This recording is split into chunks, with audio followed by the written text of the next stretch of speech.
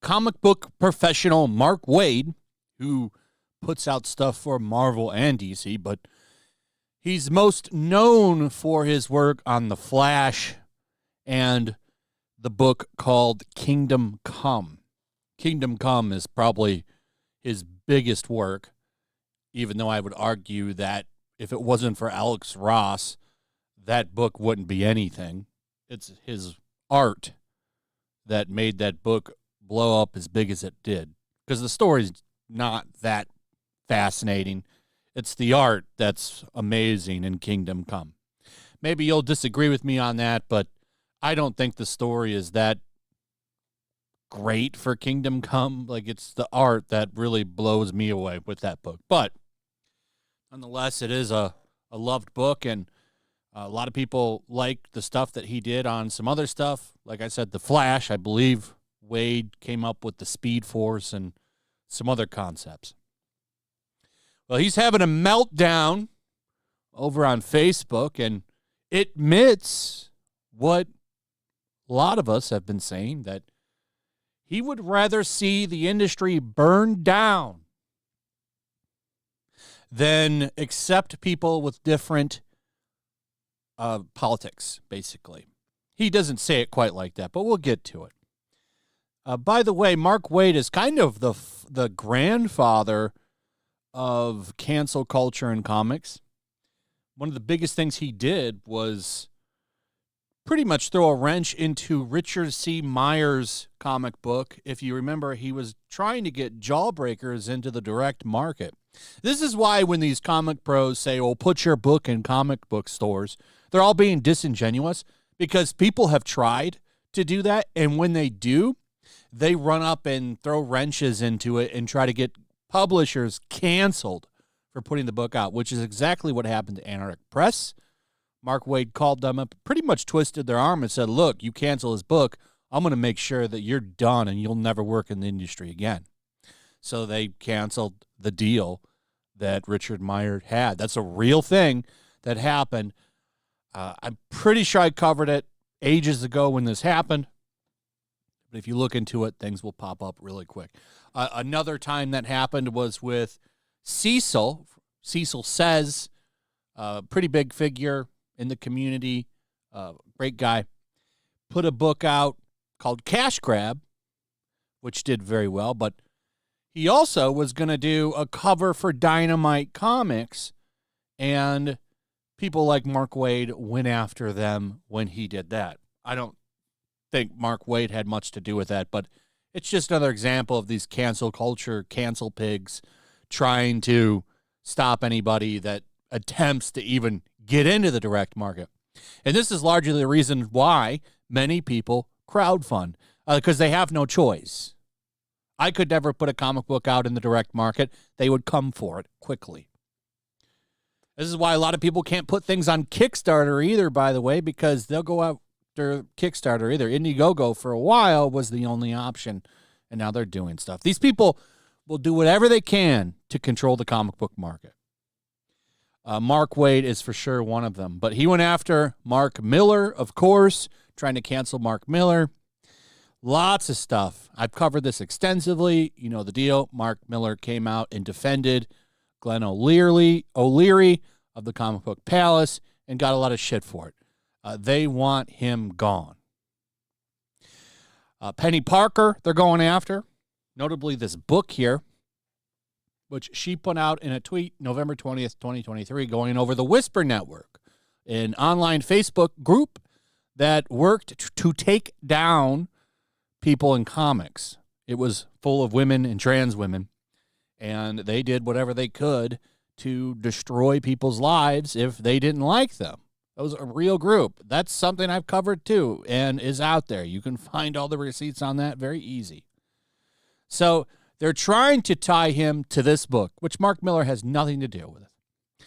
So Mark Waid enters the conversation, says, "The more I think about this, the angrier I get at Mark. First off, I doubt this book will be published if Gale or Kickstarter wanted to justify," or I think Kelly Sue DeConnick is who he's saying. That's the woman on the right in this picture right here. That is the woman who modernized Captain Marvel. So you know that awful Carol Danvers character you see everywhere?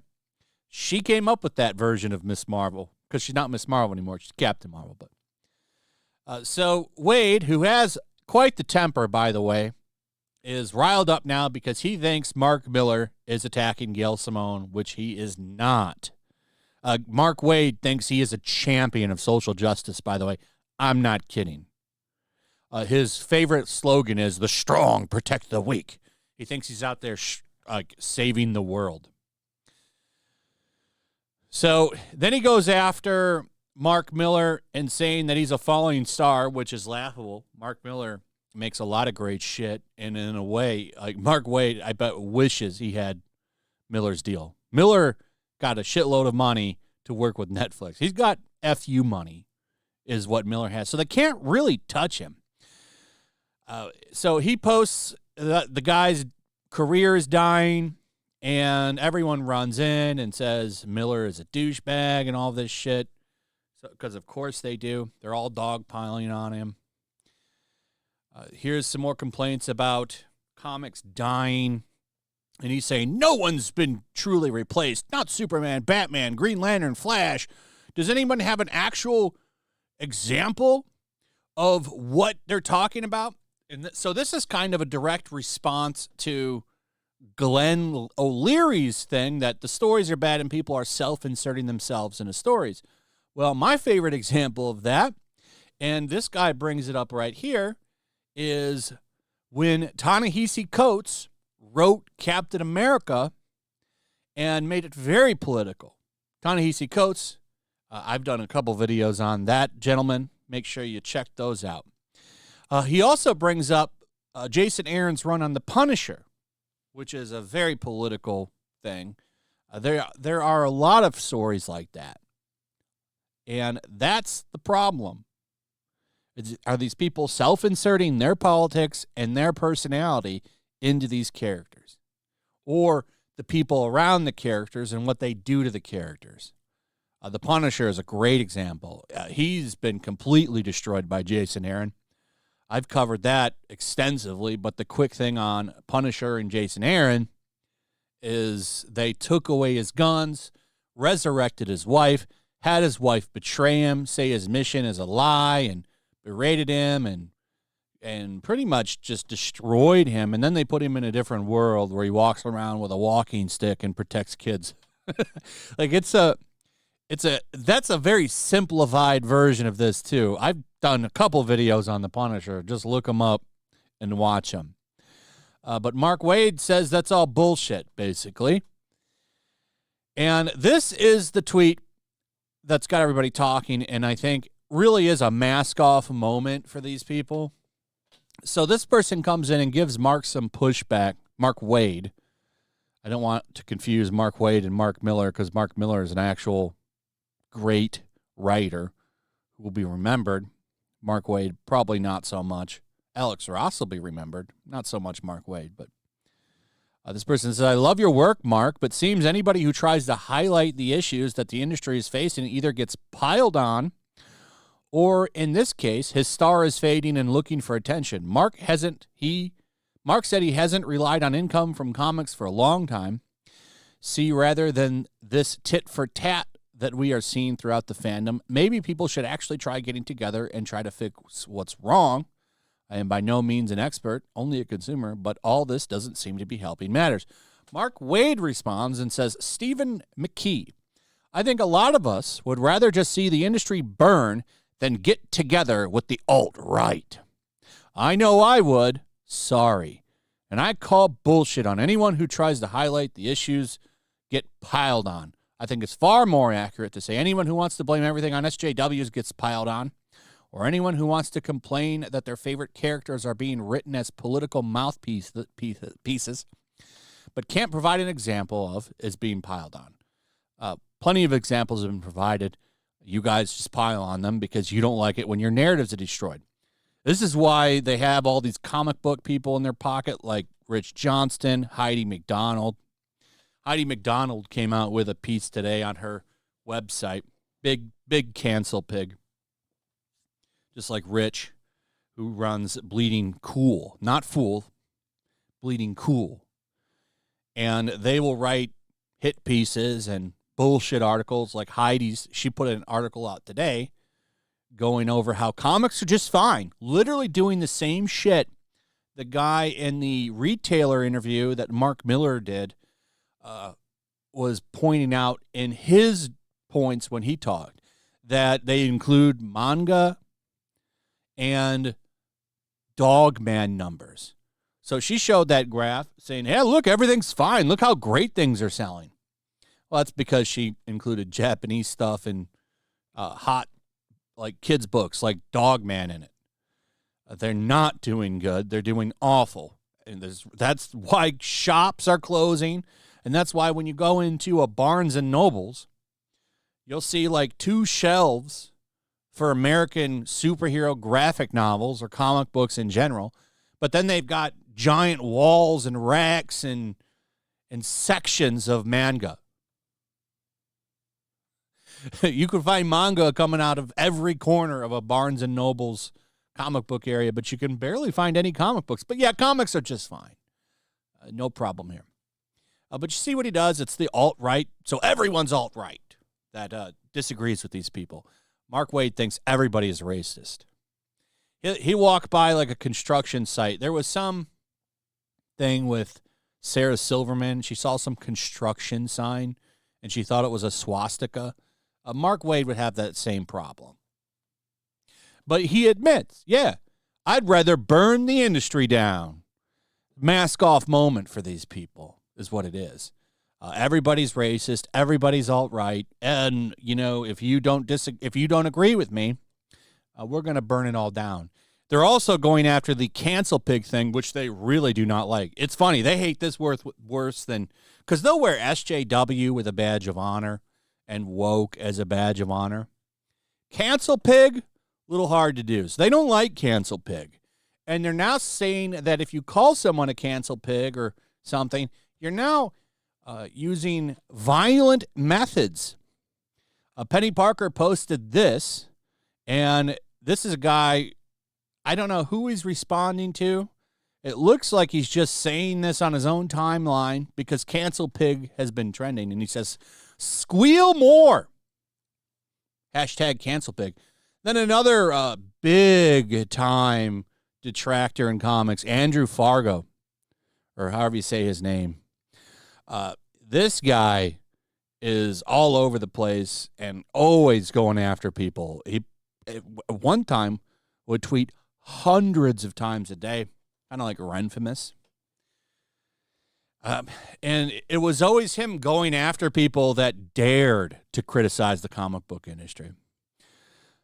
But this guy says, this is exactly what I'm talking about at Mr. Mark Millar. Violent threats from anonymous angry weirdos who feel you've given them a green light to insult and attack people for no reason whatsoever. Why?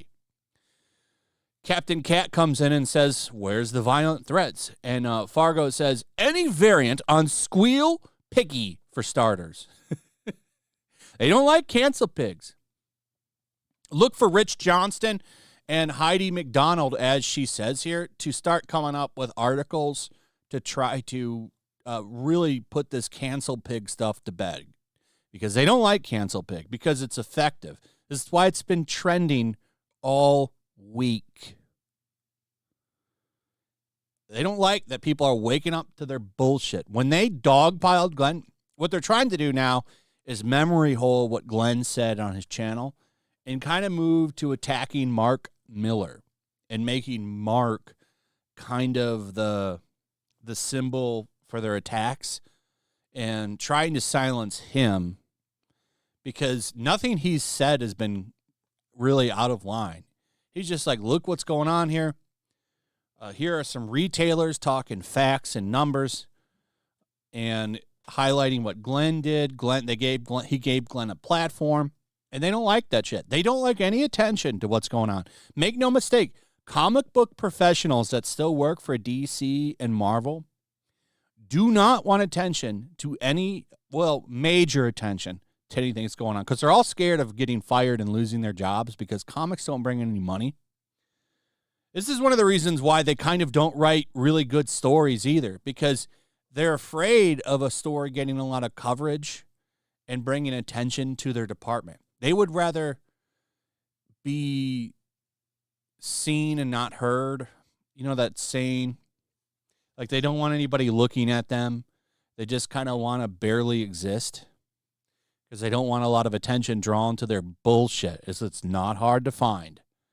It's really not hard to find at all because they have pulled some nasty shit over the years, and they've written some really bad stories. So it's just funny to see them freak out and go insane over everything going on right now. And I don't know how much longer I wonder how much longer this is going to go on. I would hope that it would bring about some real change and get some better comics written, because at the end of the day, that was the conversation. Like, we want better comics. And they turned it all, well, they're talking about SJW and woke. No, we make better shit. A good example is when people talk about X-Men. Oh, X-Men was always woke. Not really. Did X-Men tell a lot of political stories? Sometimes. Did X-Men weave some narratives into their shit? Yeah, sometimes. But they also told stories like the Phoenix Saga, where they go into space and fight a galactic empire and go on adventures with the Starjammers and shit like that. How is that a story about minorities? They always ignore that stuff. But you do have stories like God Loves, Man Kills, which for sure, yeah, there's racism narrative in there for sure. And it's also, guess what, a good story. It was handled better. These people don't handle anything good because most of them are talentless hacks. And they just want to get their political story told, and there's no subtleness about it. There's no attempt to show the humanity of everyone. No, they don't do that. They just tell their little political shit, and they put the story on the back burner. When they sit and try to come up with ideas, they sit around and say, what kind of political messaging can we put in this? Okay, well, now that we know what the messages are, let's go ahead and weave the story in there.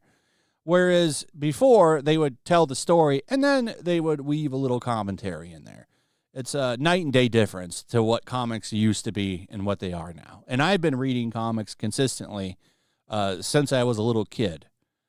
There's a night and day difference to what they used to put out and what it is now. It killed this industry. I don't think that it will ever recover. It's not going to die, but it is going to shrink big time. Big time. It'll never be what it was. And eventually, yeah, something probably will die. Like, I don't know, because kids don't care about comics. They don't.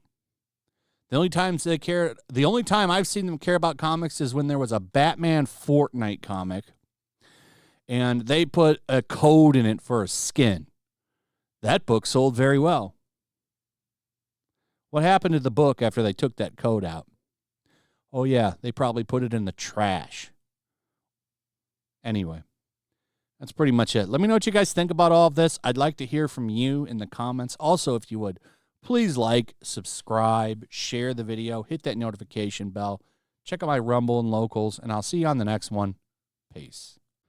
Make sure to check out my Locals. There's a link in the description. It's a fun community that I'm trying to build over here. If you don't want to support me on YouTube, you can come over here. None of that money goes to YouTube. You also can just come over here for free. But if you are a supporter over here, I do plan on doing an extra live stream once a month and throwing links to the supporters so you can actually come on and have a supporter live stream with me. Also, it's a good place to catch all of my content. You don't have to worry about notifications like YouTube. They'll definitely work over here. So come check out my Locals.